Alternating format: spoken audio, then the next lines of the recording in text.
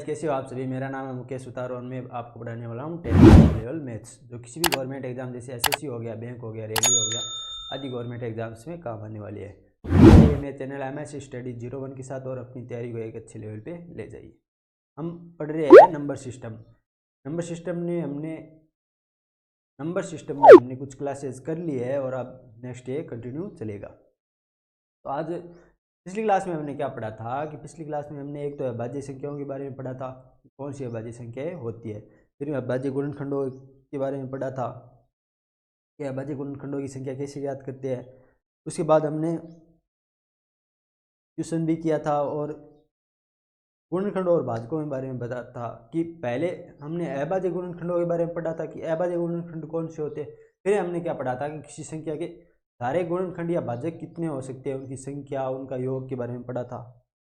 फिर हमने क्या पढ़ा था, फिर हमने सम और विषम, यानी अगर किसी संख्या के बहुत सारी गुणनखंड या भाजक है तो उसमें सम कौन से है, हम असम विषम कितने हैं, ये सभी पढ़े थे। उनके योग के बारे में पढ़ा था।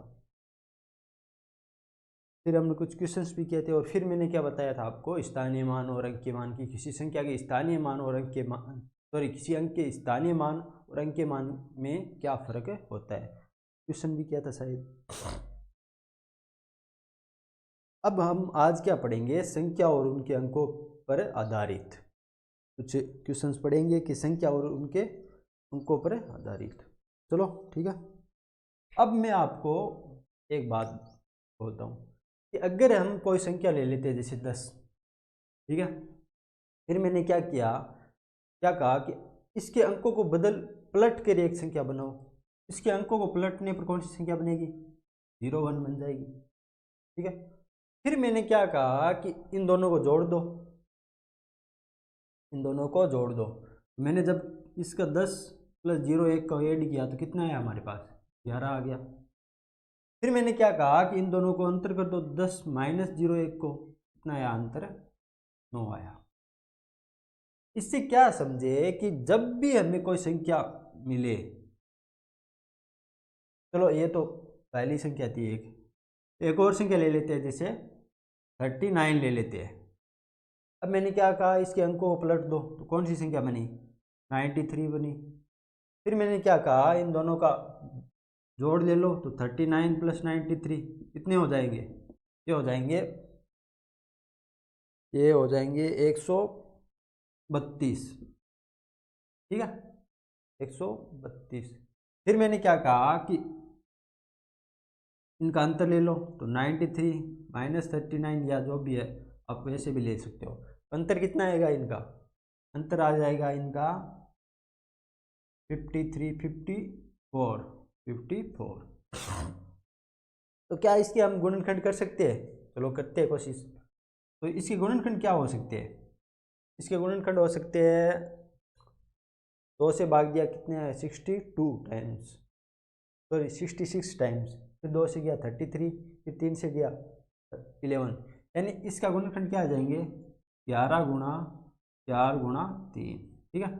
फिर इसके गुणनखंड क्या आ जाएंगे, इसके गुणनखंड किया हमने तो कितना आया, 2 से किया 27, फिर 3 से किया, फिर 3 से किया, यानी कितने आ जाएंगे, 2 × 3 × 3 × 9, ये आ रहे हैं। तो यहाँ पे हमने क्या देखा था कि यहाँ पे डिफरेंस में 9 आ रहा है और जब जोड़ते हैं तो 11 आ रहा है। यहाँ पे हमने क्या देखा कि जब जोड़ते हैं तो 11 का गुणनखंड आ रहा है और डिफरेंस में 9 का गुणनखंड आ रहा है। तो एक चीज़ को आपको याद रखना है कि जब भी हमें ये दिया जाए कि एक संख्या और उसके अंकों को पलटकर बनने वाली संख्या में अगर उन दोनों का योग करेंगे तो योग हमेशा 11 से विभाजित होगा। क्या होगा, योग हमेशा 11 से विभाजित होगा। क्यों होगा, क्योंकि उसमें चाहे कितनी भी बड़ी संख्या हो, 2 अंकों की हो, और अगर चाहे कितनी भी बड़ी संख्या हो, अगर उनका योग करेंगे तो उसमें 1 11 का गुणनखंड तो हमेशा प्रेजेंट रहेगा। फिर हमें क्या याद रखना है कि अगर कोई संख्या और उसके अंकों को पलटकर बनने वाली संख्या का अगर अंतर किया जाए तो उनका अंतर हमेशा 9 से विभाजित होगा। कैसे, क्योंकि उस संख्या में हमेशा 9 का गुणनखंड तो होगा ही होगा, चाहे कितनी भी बड़ी संख्या हो, ठीक है।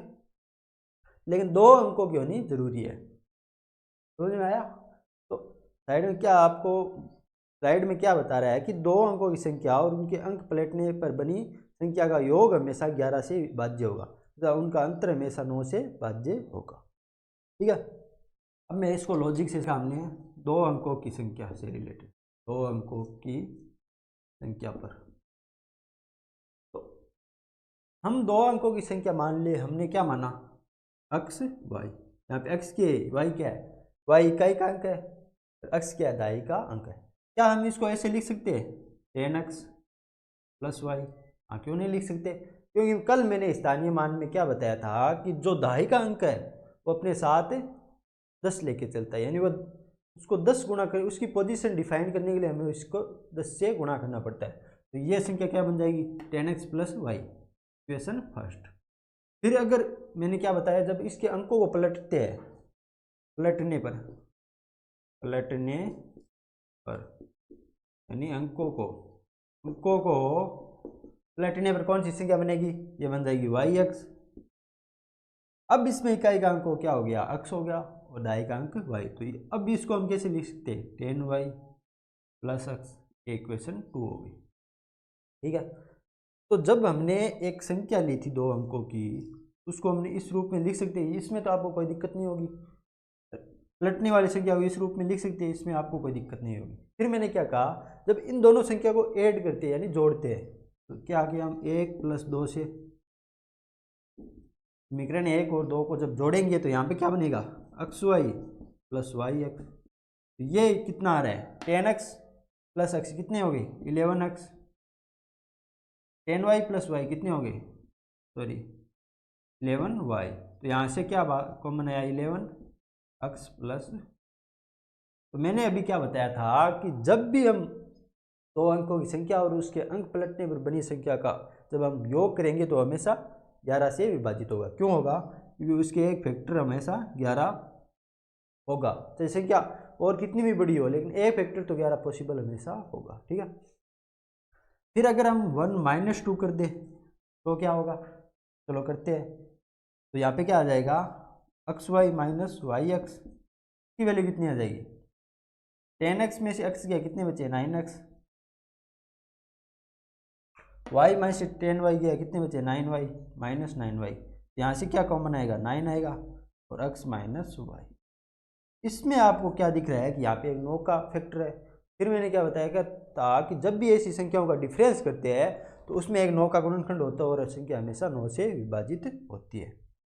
तो आपको क्या याद रखना है कि जब भी दो अंकों की संख्या और उसके अंक पलटने से बनी संख्या का योग हमेशा 11 से विभाजित होगा और अंतर हमेशा 9 से विभाजित होगा। ठीक है, समझ में आया कि दो अंकों की संख्या हमने एक्स वाई मानी, उसको हम इस रूप में लिख सकते हैं। क्यों लिख सकते हैं, क्योंकि अक्स एक दहाई का अंक है और दहाई का अंक अपनी पोजीशन को स्थानीय मान के रूप में 10 लेके चलता है। कि जब भी मान लो यहाँ पे क्या संख्या होती है, अगर 39 होती तो क्या हम इसको ऐसे नहीं लिख सकते थे 3 × 10 + 9, मान तो वही आ रहा है ना 39, 30 + 9 39, तो यही मैंने यहाँ पे लिखा है। ठीक है, क्वेश्चन क्या कहता है, दो अंकों की संख्या और उसके अंक पलटने पर बनी संख्या का योग हमें 77 है, तो ऐसी कितनी संख्या संभव है। तो हमने क्या संख्या ली थी, हमने मान लो question x y plus y x, question में क्या दे रखा है कि उनके अंक पलटने पर बनी संख्या का योग 77 है, इनका योग कितना है 77। तो हमने क्या बनाया था कि एक्स वाई और वाई एक्स जब इनका योग करते हैं तो ये किससे गुणा होता है, एक्स प्लस वाई। तो यहाँ पे कितना आ जाएगा 77, तो एक्स प्लस वाई की वैल्यू कितनी आ जाएगी हमारे पास 7, ये आ रही है। तो क्वेश्चन में क्या पूछ रहा है, तो ऐसी कितनी संख्याएं संभव है।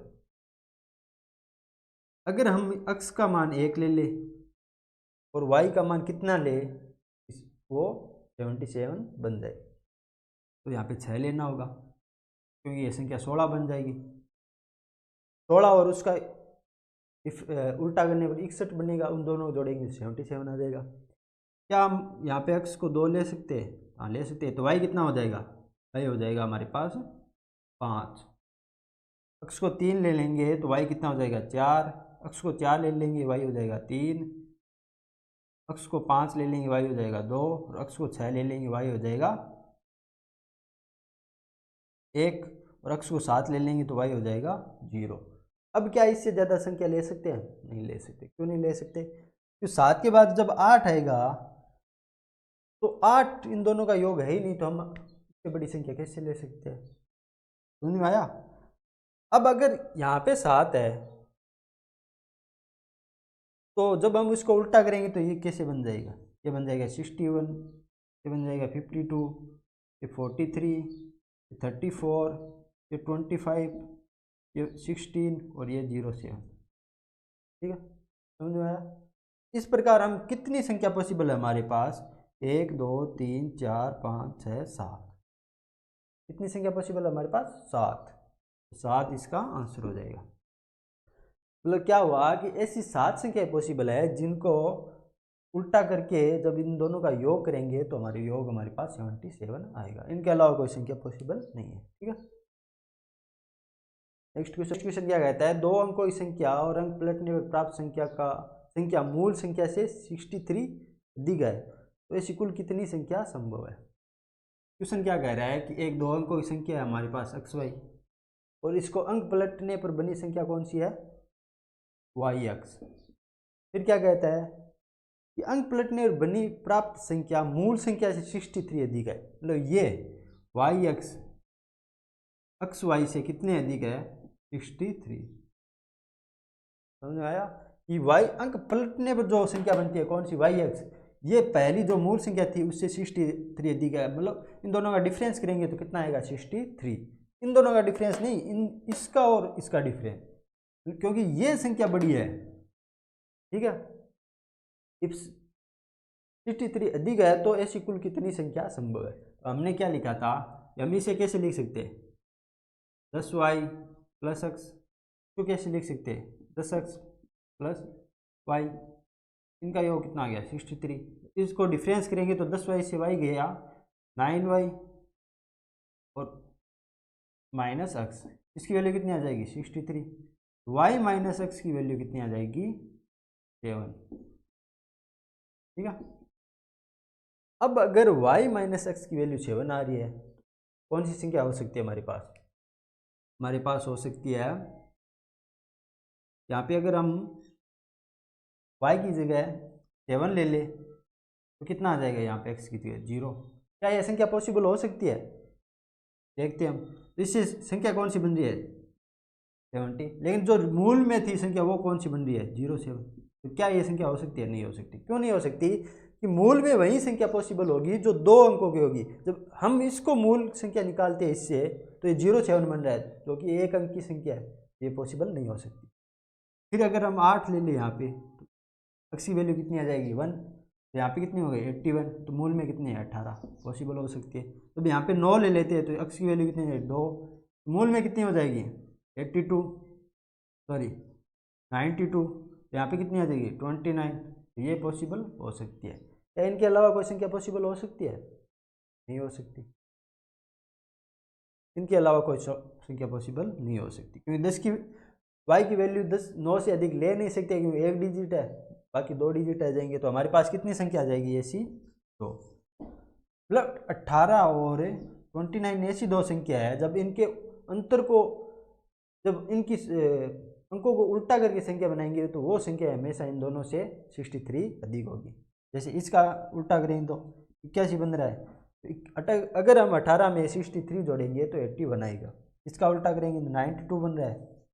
इनके अलावा कोई संख्या पॉसिबल नहीं है। ठीक है, समझ में आया? तो हमारे पास कितनी संख्या हो जाएगी? ये 2 हो जाएगी। ये नहीं हो सकती। ये क्यों नहीं हो सकती? आपको समझ में आ गया कि अगर हम 7 y की वैल्यू 7 और x की वैल्यू 0 ले लेंगे तो संख्या तो 70 बन जाएगी, लेकिन जो मूल संख्या थी वो 07 हो जाएगी। सेकंड संख्या 07 हो सकती है, लेकिन मूल संख्या कभी 1 अंक की नहीं हो सकती। वो ये चीज़ आपको ध्यान रखना है कि मूल संख्या 1 की अंक की नहीं हो सकती, इसलिए ये संख्या नहीं हो सकती, ये दोनों हो सकती। ठीक है, अब अगर हमारे पास हमें दे दिया जाए एक 3 अंकों की संख्या है और उसके अंक पलटने पर बनी संख्या के बीच का अंतर या डिफरेंस क्या होगा? तो जब भी हमें 3 अंकों की संख्या लिखते हैं तो कैसे लिखते हैं, एक्स वाई जेड। इसको हम कैसे लिख सकते हैं, 100x plus 10y plus Z. Question first, ये कैसे है आपको पता चल गया। मैंने क्या बोला था कि जब दहाई का अंक लेते हैं तो 10 का गुणज हो जाता है,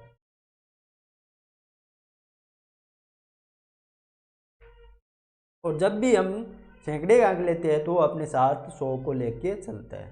जैसे जैसे मैंने संख्या मान ली 702 या फिर 714 मान लो, ये इसको हम कैसे लिखते हैं, 7 इंटू 100 प्लस 10, 1 इंटू 10 प्लस 4 ऐसे लिख सकते हैं, लिख सकते हैं। क्यों नहीं लिख सकते, यहाँ पे 700 हो जाएगा और 10 हो जाएगा, 4 हो जाएगा, 714 हो जाएगा ना।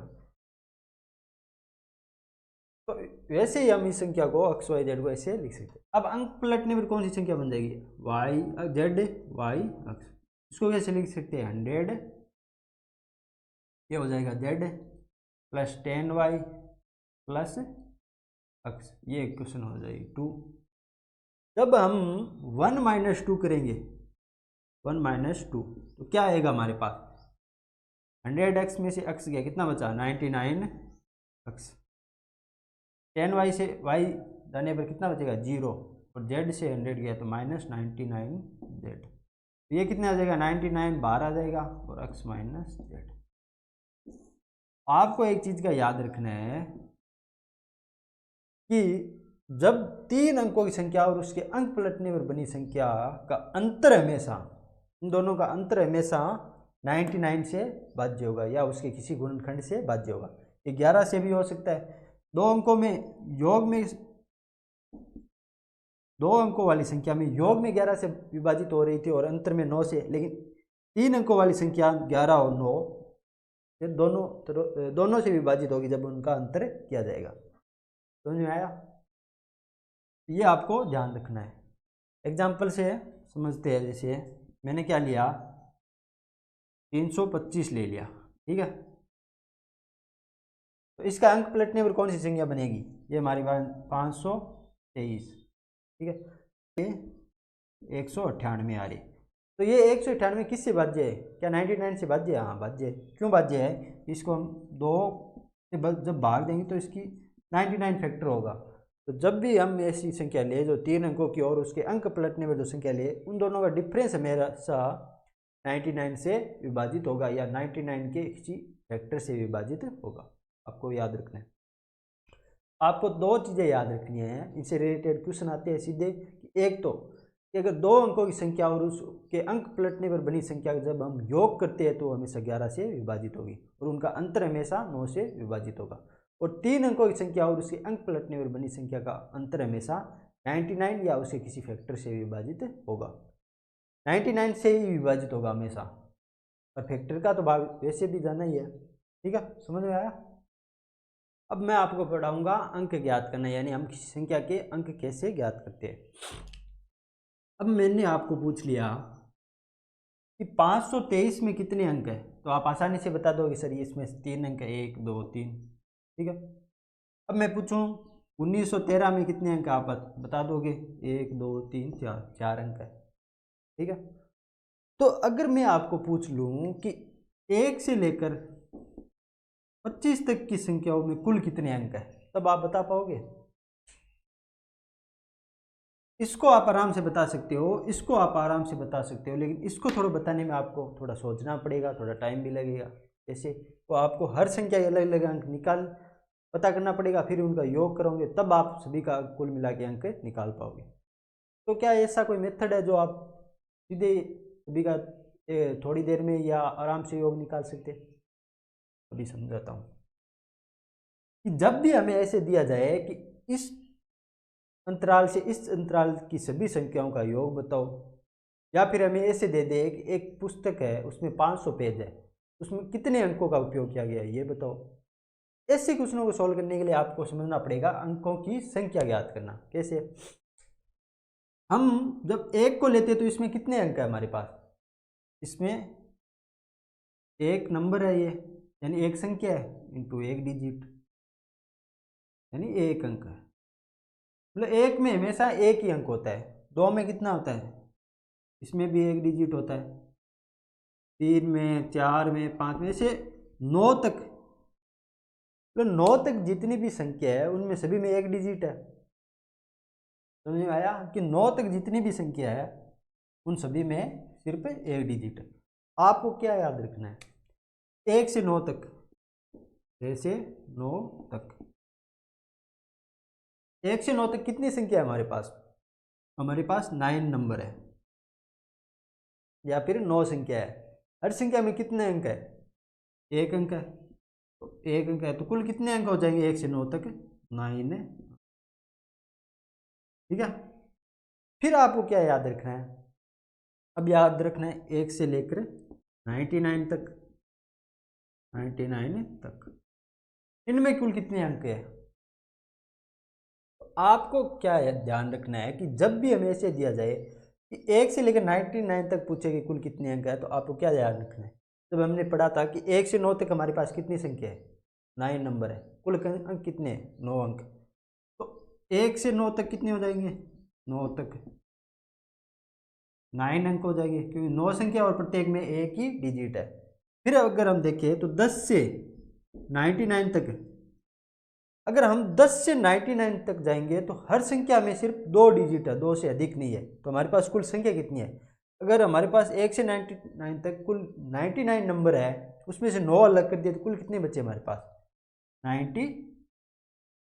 90 नंबर बच रहे, और हर प्रत्येक में हमारे पास 2 डिजिट है, तो कुल कितने डिजिट हो जाएंगे? 2 अंक। तो यहाँ पे कुल कितने अंक हो जाएंगे? 180 अंक। ठीक है। तो 1 से 99 तक कुल कितने अंक हो जाएंगे? इसमें हो जाएंगे 9 + 180, कितने हो जाएंगे? 189 अंक। समझ में आया कि 1 से 9 तक हमारे पास कितने अंक है? 9 अंक। क्यों है, कैसे है? तो 1 से 9 तक हमारे पास सिर्फ 9 नंबर है, यानी 9 संख्या है, और हर संख्या का सिर्फ एक डिजिट होता है 1 से 9 तक। सभी की कुल कितने डिजिट हो जाएंगे? 9 डिजिट। 1 से 99 तक हमारे पास 99 नंबर है, लेकिन उनमें से 1 से 9 तक नंबर है, उनमें सिर्फ एक डिजिट है, तो उनमें कुल अंक 9 हो जाएंगे। और 10 से 99 तक हमारे पास कितनी संख्या है? 90 नंबर से 90 संख्या है, और उन सभी के पास 2 अंक है, तो कुल कितने हो जाएंगे? 180 अंक। 1 से लेकर 99 तक कुल कितने अंक हो जाएंगे? 189 अंक। ठीक है। आपको समझ में कैसे आएगा? मान लो आपको पूछ ले कि 35, 36 और 37, इनको, इन 3 संख्याओं को बनाने के लिए आपको कुल कितने अंकों की आवश्यकता पड़ी? तो आप कैसे पता करोगे कि यहाँ पे मेरे को 2 अंकों की आवश्यकता पड़ी, यहाँ पे भी 2 और यहाँ पे भी 2, तो कुल कितने मेरे पास? 6 अंकों की आवश्यकता।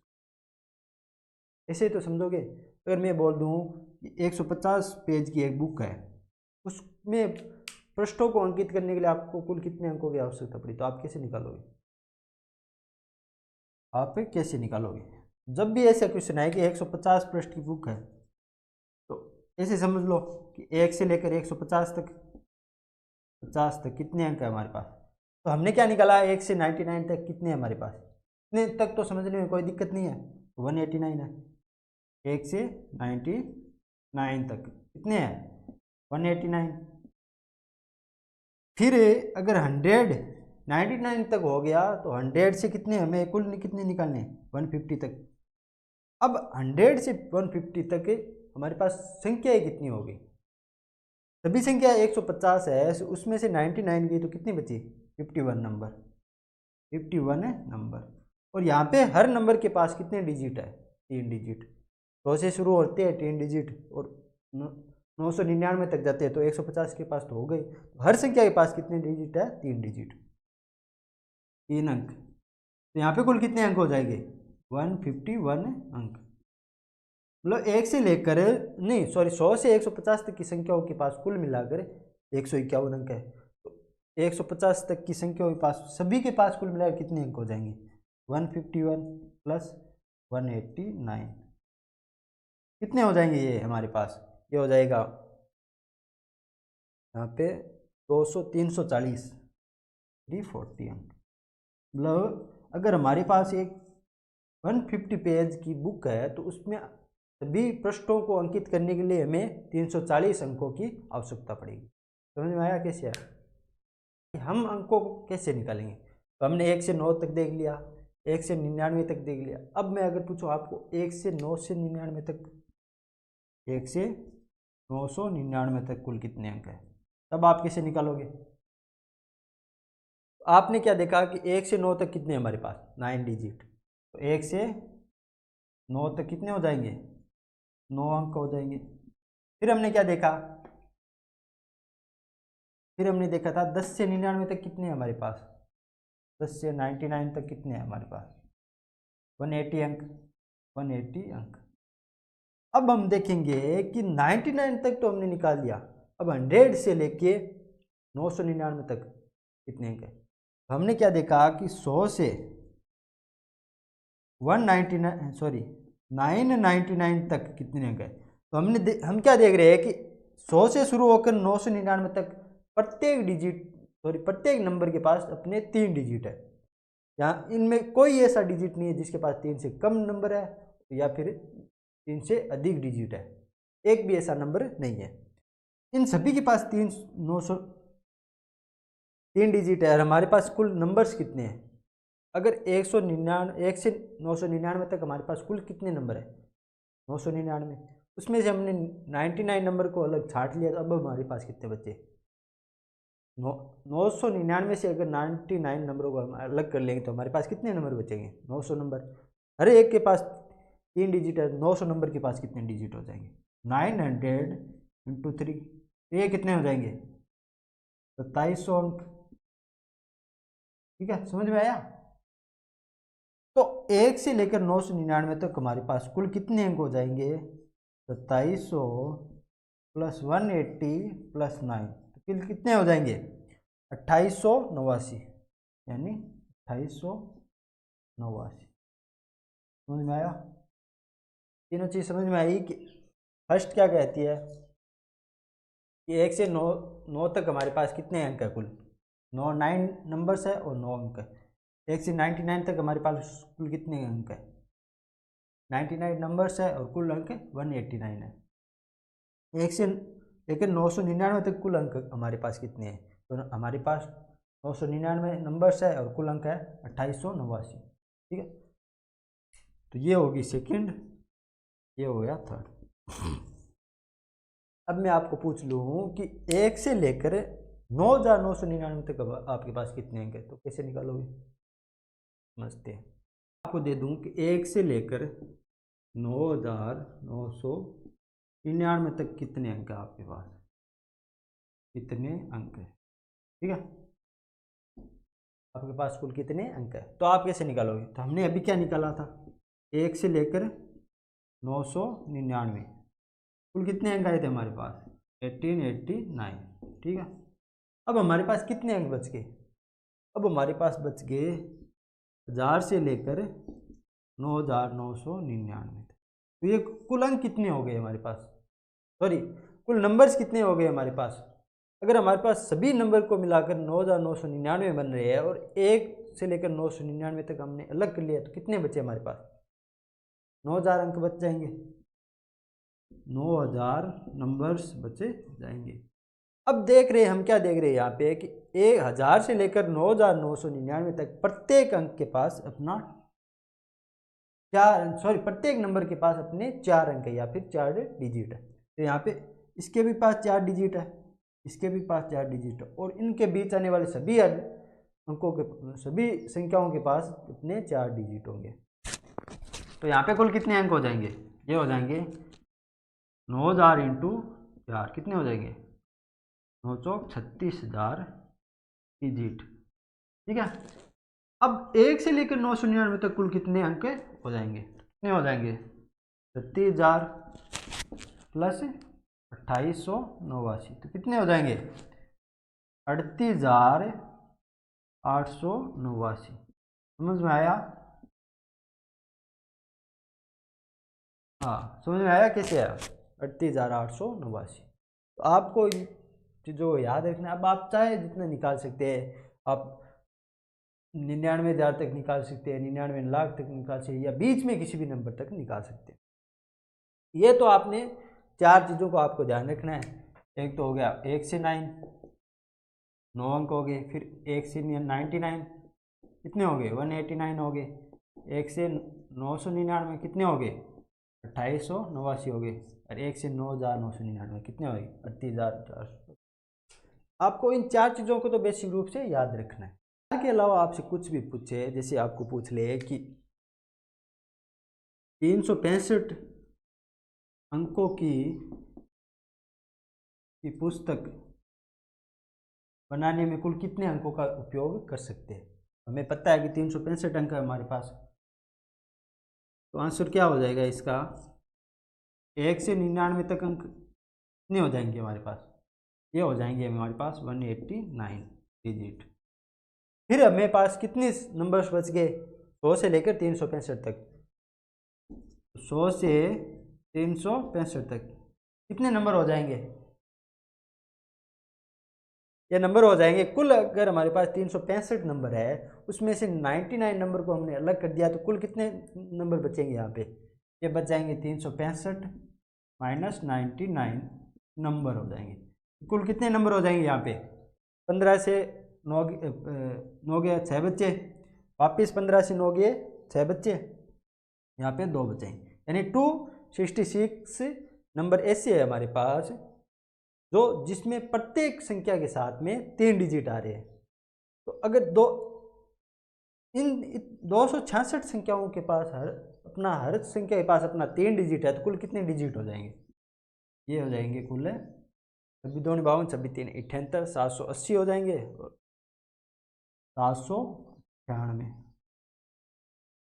798 डिजिट। तो 1 से 99 तक 189 डिजिट है, और 100 से लेकर 365 तक कितने हैं हमारे पास? 798 डिजिट। तो 1 से लेकर 365 तक कुल कितने डिजिट हो जाएंगे हमारे पास? 798 प्लस 189, ठीक है। जब इससे 2 इधर लाएंगे तो ये कितना बन जाएगा? 800 बन जाएगा। तो 987 प्लस हमें एक 365 अंकों की बुक बनाने के लिए कुल कितने अंकों की आवश्यकता होगी? तो 365 नंबरों की पृष्ठ संख्याओं वाली बुक हमें छापने के लिए कुल 987 डिजिट्स यानी अंकों की हमें आवश्यकता होगी। अब आप एक चीज़ को आप शायद कंफ्यूज हो रहेंगे, सर 3 अगर कोई संख्या में 3 आएगा तो दोबारा आएगा तो उसको थोड़ी गिनेंगे? हाँ ज़रूर गिनेंगे। अगर 3 हमारे पास 30 बार भी काउंट हो रहा है तो उसको 30 बार भी, क्योंकि हर बार अंक पे दूसरे अंक पृष्ठ पे छापने के लिए उसको तो दोबारा यूज किया गया है ना। जितने अंकों को हम जितनी बार काउंट करना होगा करना पड़ेगा, ठीक है। आया कैसे आया? अब आपको एक ऐसा क्वेश्चन दे दे, मान लो कि एक पुस्तक है, क्वेश्चन नंबर 2, एक पुस्तक है जिसमें आपको बताने है कितने पृष्ठ है, कितने पृष्ठ है, पृष्ठ संख्या कितनी है। अगर उसमें पृष्ठों को अंकित करने के लिए 1758 अंकों, मान लो आप 1758 अंकों का उपयोग किया गया है। अब आपको बताना है कि आप अब क्वेश्चन को घुमा के उल्टा कर दिया। पहले क्या पूछ रहे थे कि आपके पास पृष्ठ संख्या दे दी और अंक पूछ रहे थे, अब आपको अंक दे दिए गए और पूछ रहे कितने पृष्ठ हो सकते हैं पुस्तक। आपने क्या देखा? जब भी हम 1 से 99 तक जा रहे थे तो हमारे पास कितने अंक आ रहे थे? 189। लेकिन 1 से 999 तक जा रहे थे हमारे पास तो कितने अंक आ रहे थे? 2889। लेकिन तो हमारे पास कुल अंक कितने हैं? 1758। इसका क्या मतलब हुआ? हमारे पास 999 से कम ही अंक होंगे, कम ही पृष्ठ होंगे, और 3 डिजिट से ज़्यादा का अंक होगा ही नहीं। 1 से 99 तक कुल कितने डिजिट हो जाएंगे? 189 डिजिट। तो 199 से 1 से 99 तक 189 डिजिट तो हमने इसमें से काम में ले लिया, तो बाकी हमारे पास कितने बचे?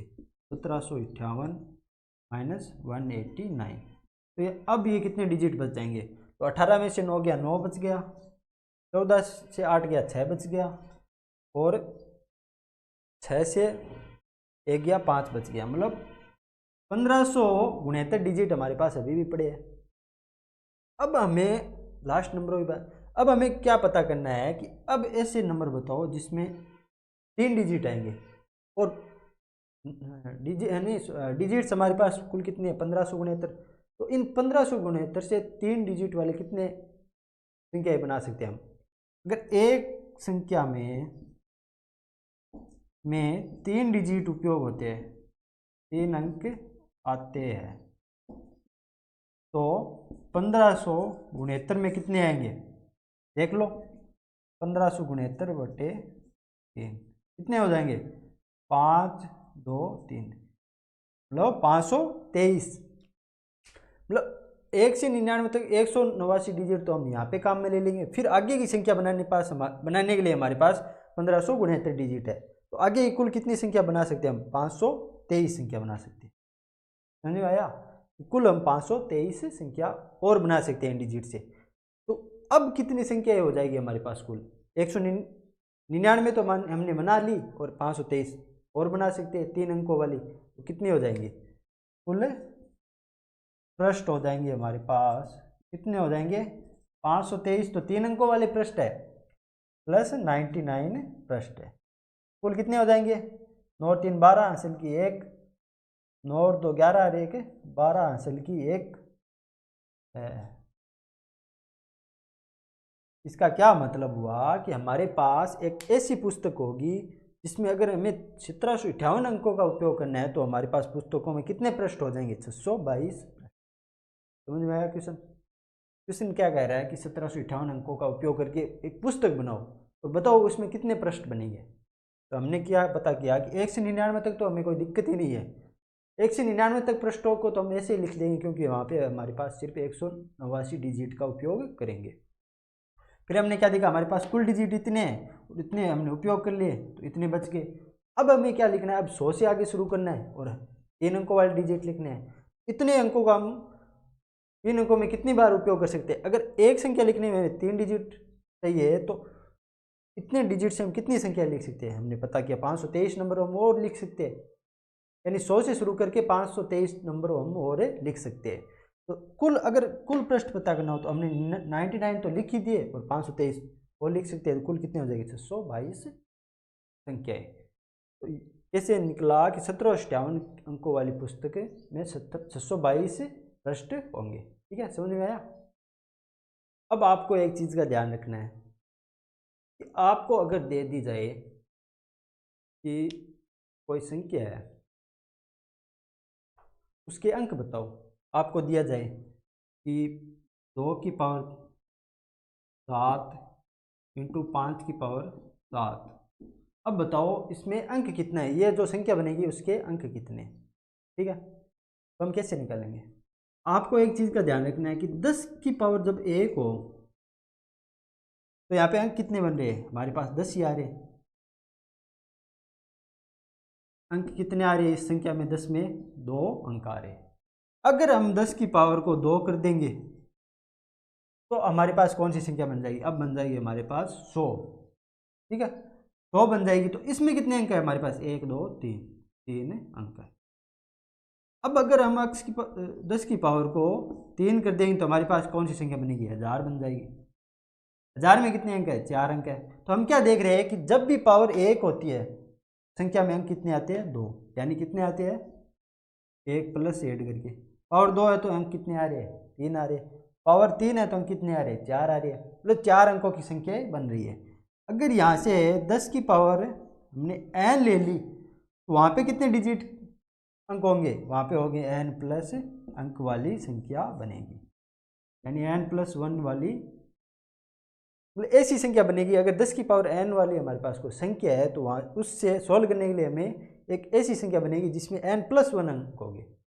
ठीक है, समझ में आया। ये +1 कैसे होगा, क्योंकि यहाँ पे पावर में तो वह 0 ऐड हो रहे हैं, जितने पावर है उतने 0 आती है संख्याएं, लेकिन एक तो हर संख्या में ऐसे ही आ रहा है, तो वो एक एक्स्ट्रा अंक डिजिट हो जाएगा। ठीक है, तो अब आपको पूछ ले कि इस संख्या में कितने आएंगे, तो कैसे निकालोगे।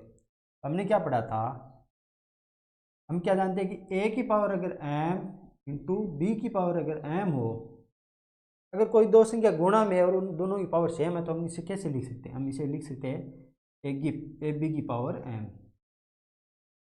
ये आपको मैं बताऊंगा घातांक में कि जब भी एक ए की पावर m इंटू बी की पावर m हो, मतलब ऐसी दो संख्या है जिनकी पावर एक समान है और वो गुणा में, तो संख्या आपस में गुणा हो जाती है और दोनों को मिलके पावर m हो जाती है। ठीक है,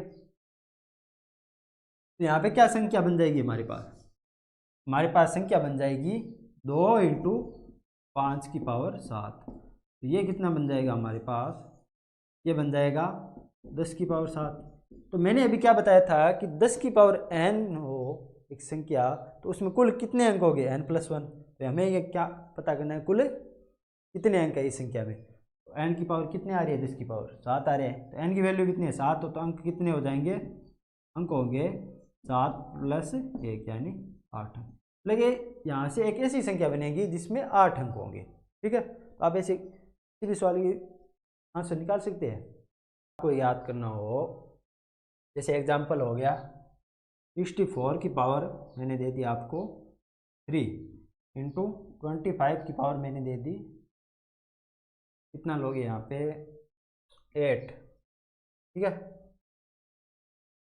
और ये कितनी हो जाएगी 18 इंटू मैंने क्या दे दी 5 की पावर 2।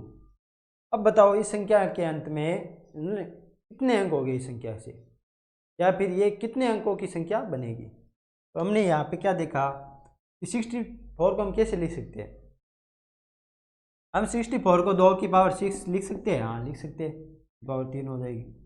25 को हम कैसे लिख सकते हैं, 5 की पावर 2 लिख सकते हैं, हाँ लिख सकते हैं, कितनी पावर हो जाएगी 8 हो जाएगी, इंटू 5 की पावर 2। फिर मैंने क्या बताया कि 2 की पावर अगर 6 अंदर है और बाहर 3 है तो कितनी हो जाएगी, 2 की पावर 18 हो जाएगी, गुणा 5 की पावर 2 से 5 की पावर 8 कितनी हो जाएगी 16 और 2 5 की पावर 18 हो जाएगी। अब मैंने क्या बताया था कि a की पावर m इंटू बी की पावर भी m, अगर दोनों संख्या गुणा में और पावर सेम है तो दोनों संख्या की पावर 1 हो जाती है, यानी 2 इंटू 5 की पावर कितनी हो जाएगी 18 हो जाएगी। तो ये संख्या क्या बनेगी 10 की पावर 18। तो जब हमारे पास 10 पे पावर 18 है तो हमने क्या पता किया था कि 10 की पावर n हो उसमें कुल कितने अंक होते हैं n+1। तो अंक कितने हो जाएंगे, कुल अंक हो जाएंगे 18 + 1 यानी 19। ठीक है, समझ में आया, अच्छा क्वेश्चन था।